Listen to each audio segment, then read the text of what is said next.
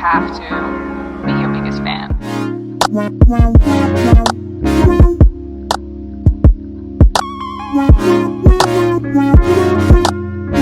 Hi everyone, my name is Nikki and welcome to my YouTube channel Ada Canada. Today's topic, top 5 steps to study in Canada. This video is for beginners out there because I've noticed that there are some newcomers to my channel, people who are new to the idea of coming to Canada to study, or people who just recently discovered my channel from YouTube or from wherever and they're like confused and don't know how to go about studying in Canada. I decided to make this video for you guys. I decided to go down to the basics, the beginner level, to explain the entire process of studying in Canada, what it takes, the step-by-step process that you need. And I hope that this gives you some clarity. I hope this answers some of the questions that you might have if you are confused about where to start. Okay, so just before I go into the main matter of this video, I want to appreciate the sponsor of this portion of the video, Halp. I've talked about Halp before in my previous video and I'm going to talk about them again. Halp is an international admissions online coaching platform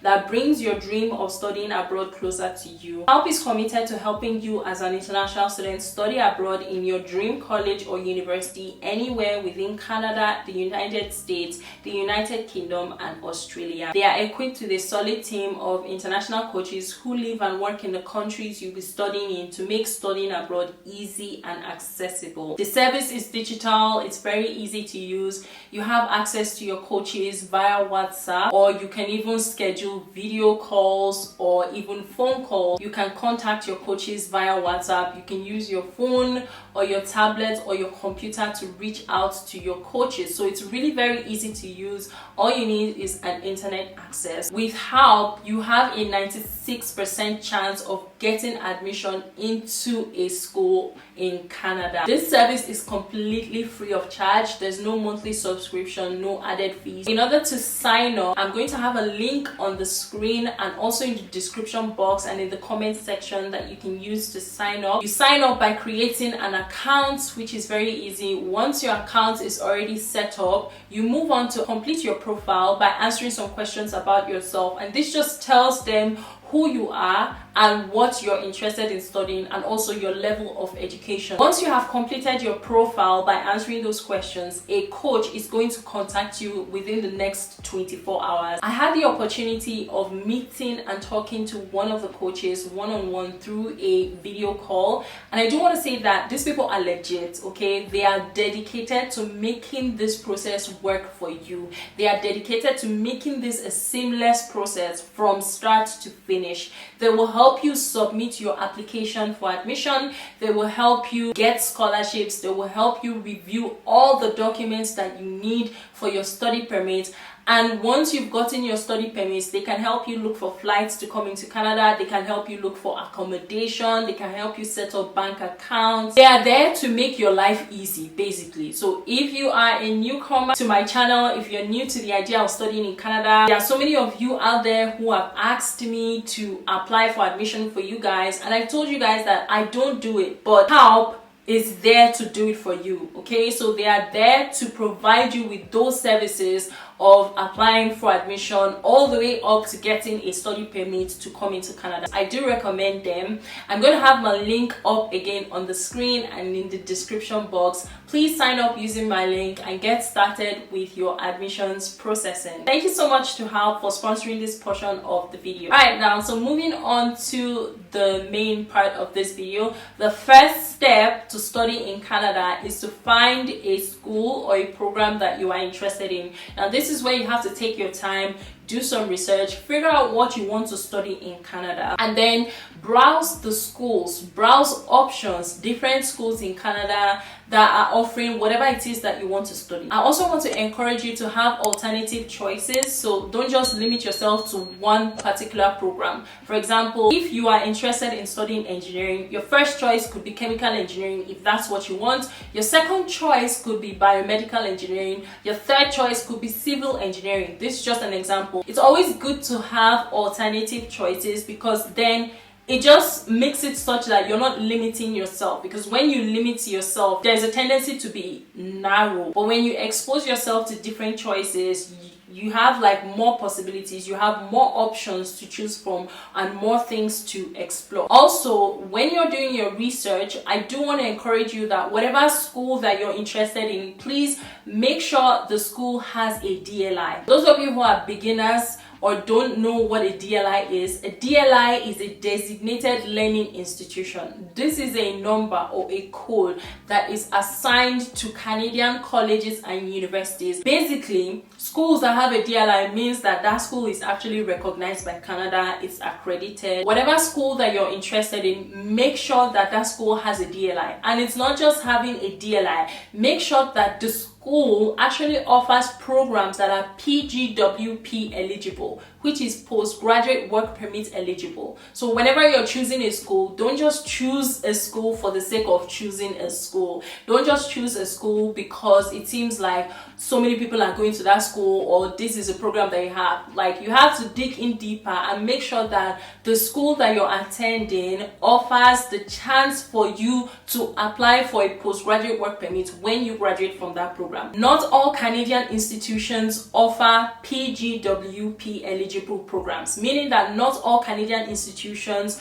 offer the chance for you to have or to apply for a postgraduate work permit. It is very easy to check if a school has a DLI or to check if a school offers postgraduate work permits eligibility. You simply go to www.canada.ca. In the search box, you can type designated learning institution number. I'm going to put the link in the comment section for you to check it out, and scroll down towards the bottom of the page. Once you get to the DLI list page, scroll down and then start by selecting the province from the drop down options. Scroll down again and you will see the list of all colleges and universities with their DLIs.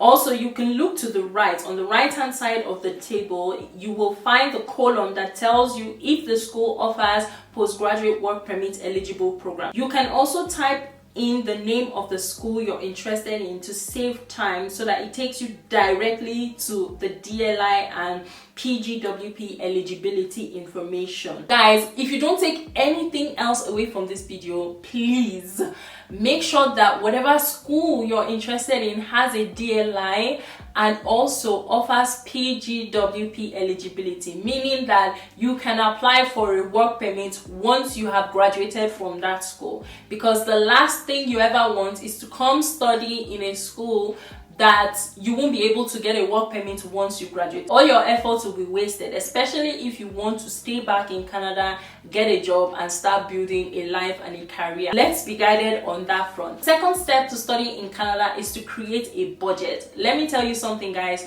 Studying abroad is not cheap. It doesn't matter where you're going to, whether it's UK, Australia, US, Germany, Europe, studying abroad is not cheap.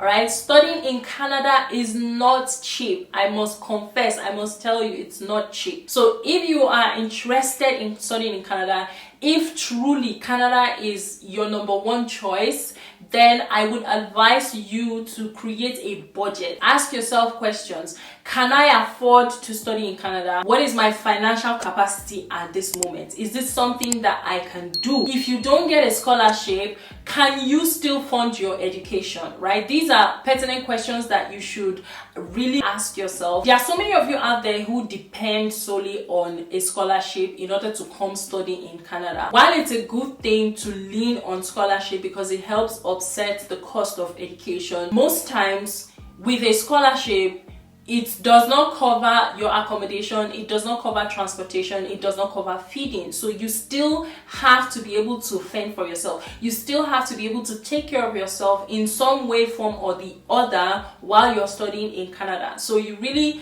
have to sit down and think it through. Think it through before you start applying, make sure that you have the financial capacity to study in Canada. Make sure that you have someone who can give you a bank statement if you're not using your own bank statement. You need to have a backup plan. If you don't get that scholarship, would you still be able to afford the cost of studying in Canada? For those of you that might have sponsors, maybe you have someone who is going to cover the cost of your tuition or your accommodation. That's a good thing. You don't have much to worry about. Another advice that I'll give is, if you're on a budget, I would say apply to study in cities that are affordable, where the standard of living is relatively low compared to bigger cities. So for example, if you are interested in studying in Canada but you are on a tight budget and you really want to get scholarship, I wouldn't expect you to apply to a place like University of Toronto, because University of Toronto, while it's a very good school, while it's like the #1 school in Canada, it's very expensive. Toronto is a very expensive place to live in. The standard of living is kind of high. I wouldn't expect you to study in Vancouver, because Vancouver is expensive in terms of the standard of living. Look for cities that have a lower standard of living, where the rent is cheaper, foodstuff is cheaper, the GST, HST tax system is a little lower. For example, places like Edmonton. It depends on what part of Edmonton. If you're going to come to Edmonton, I wouldn't expect you to stay in downtown, because downtown tends to be very expensive. So like, these are like nitty-gritty things that I feel like you should take note of. You can study in cities where the standard of living is relatively affordable. Some of the ways that you can finance your education is through scholarships. I have a lot of scholarship videos. You should definitely check those out. You can also work while studying. Alright, so the third step to study in Canada is to apply to a school. Once you've done your research, once you've asked those pertinent questions, and if you still feel that yes, Canada is for you, like this is your dream country, this is where you want to be, then yes, go ahead and apply for admission. If you're going to be using Halp is going to help you submit your application, but you will pay the application fee though. They don't pay the application fee for you. Any fee that you have to pay to the school will be covered by you, but you don't pay them for their services, if that makes any sense. All right, so if you're going to be using Halp, they'll help you submit your application for admission. Guaranteed chances of getting admission by up to 96%, which is very impressive. Application is very easy. It's very straightforward. All you need is a computer and internet access. I have also made a video where I talked about how to apply to a school and get admission. You should definitely check out that video if you haven't watched that video. It's a demo video. I demonstrated how you can apply for admission from start to finish, so definitely check out that video. It's something you can do in a matter of 1-2 hours and you're done. And usually the last step in the application process is to pay the application fee. So once you pay the application fee and then submit your application is considered complete. Processing time depends on the school and also depends on the volume of applications that the school or the program receive.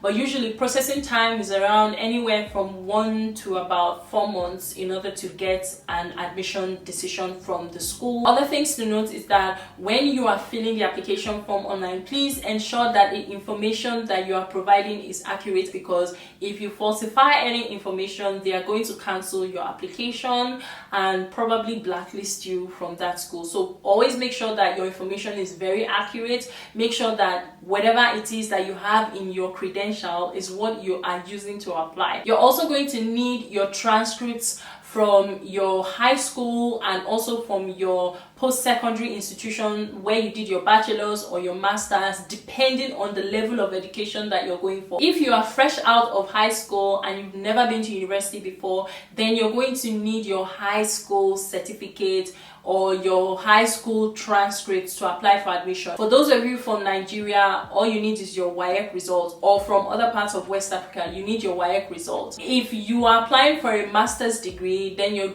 definitely going to need both your high school and also your undergraduate degree results, your transcripts. Virtually all Canadian schools require that your transcripts and your certificates be sent directly from the school in your home country. So please, under no circumstances should you mail your transcript or your certificate to the school. It has to come directly from the school that you graduated from in your home country, right? I just wanted to make that clear. If you have soft copies, you can upload soft copies of your transcript if there is a provision for it.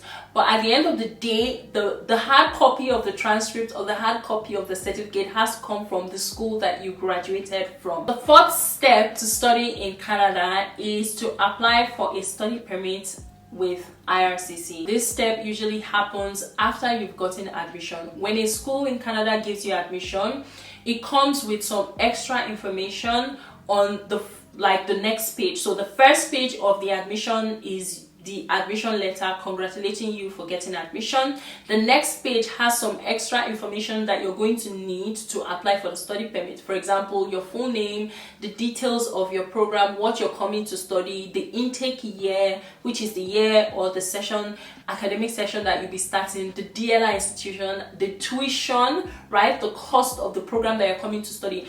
This document is very important because you're going to need it when you're applying for that study permit. So always make sure that your admission letter comes with that extra page that outlines what you're studying and the program and the cost and every other thing that you need, because you're going to need it for your visa and the school is required to provide you with that information. So gather all your documents at this stage: bank statements, applications, copies of your secondary school certificates or copies of your transcripts, and apply for a study permit. You can apply for a study permit online using the IRCC website. You have to create a profile, which is super easy and straightforward. Make sure that you have all the documentation needed before you apply for that study permit. If you've never done biometrics before, you have to do your biometrics in person. Biometrics is just simply fingerprinting. There is a charge for it. I think it costs around $85 for a single person.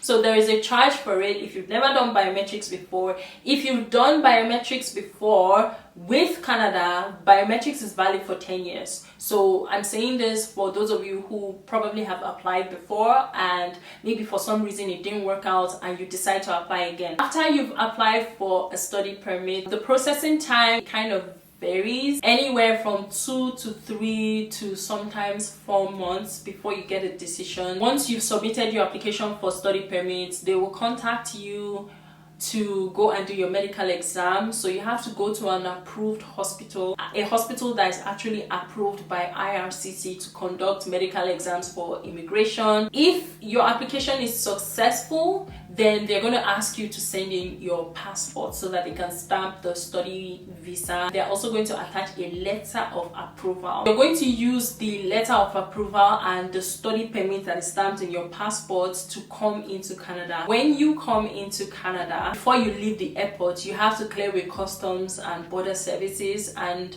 that is where they will give you a hard copy of your study permit. Fifth and the final step to study in Canada is get ready to come into Canada. Once you're at this step, it means that you've gotten admission, you've gotten a study permit, and now you just have to start packing your bags and coming. Just before you come study in Canada, I do want to encourage you guys to start looking for accommodation. This is the stage where you start looking out for accommodation. I have a video that I made where I talked about how to find accommodation, the different types of accommodation that you can get as a newcomer in Canada, so be sure to check out that video as well. Sort out your accommodation issues and then you can book your flights and basically just pack your bags and start coming to Canada. Yeah guys, so these steps are pretty much straightforward and very easy to follow through. I hope that you found this video insightful. I hope that this video was able to clarify some doubts or some questions or concerns that you might have. If you have further questions, you can type them down in the comment section. I'll be reading the comments and I'll be responding accordingly. Please like this video,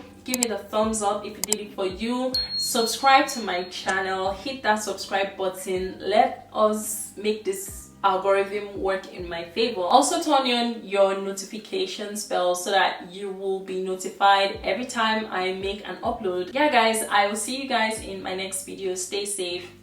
Bye. Stay in the morning.